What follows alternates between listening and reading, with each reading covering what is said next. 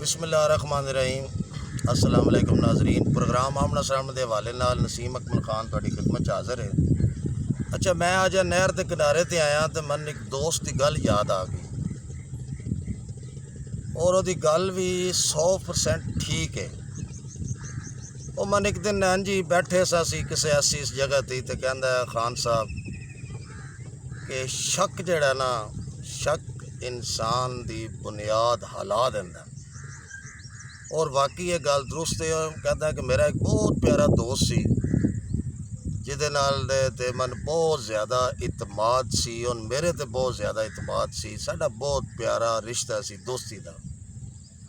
लेकिन उहदे च एक खामी सी। मैं कहा यार किहड़ी खामी सी? कहंदा यार वो लाई लग सी। वो सोचदा नहीं सी गल, बगैर सोचे समझे फैसले कर दिंदा सी। वो गहराई च नहीं सी जांदा।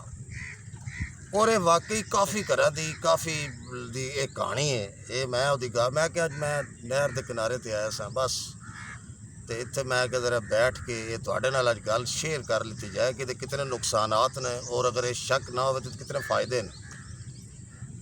शक एक ऐसी चीज़ है, ये दीमक की तरह ना जिथे भी लग जाए ना, चाहे कोई घर हो, कोई दोस्त हो, कोई यार हो, कोई जगह भी हो, जिस जगह पर भी ये लग जाता ये दीमक की तरह आस्ता आस्ता बंदे ख़त्म कर देता।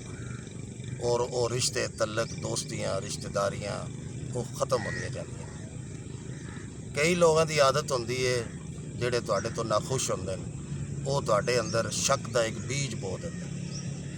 शक के बीज तो एक मन एक बादशाह की भी कहानी याद आ गई कि एक बादशाह की दो मुल्कों की आपस दे विच लड़ाई जंग की हद तक पहुँच गई। और वो जंग पहुँची किस वजह तो? शक की वजह तो।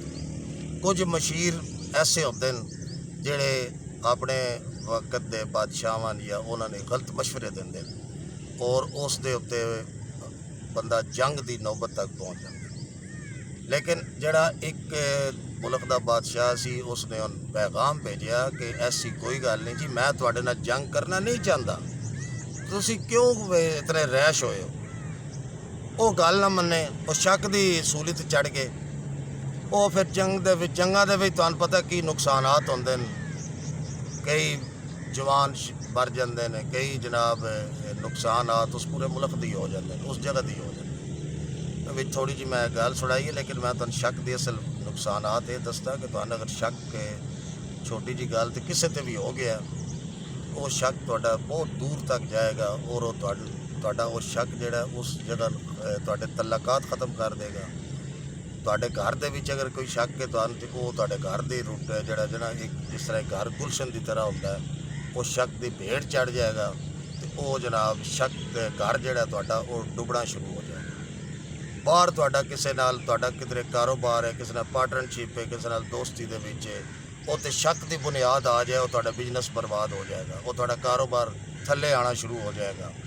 इस वास्ते शक तो बचो, शक करो। शक की भी एक हद होंदी है, अगर कोई शक पै गया वो एक हद होंदी है, उस तक करो। लेकिन वो एंड तक जाओ कि यार ये शक की बुनियाद जी है मन जिस बंदे पाई है क्यों पाई है, कि मैं एंड तो वेखा ये हकाइक कितने ने, ये हकीकत कितनी है। और अगर ये ना हो कि शक की वजह तो मैं काफ़ी नुकसानात अपने भी कर ला, कई दोस्तों के करते हैं, कई आप नुकसानात हो जाते हैं जेडे फिर वापस नहीं आते।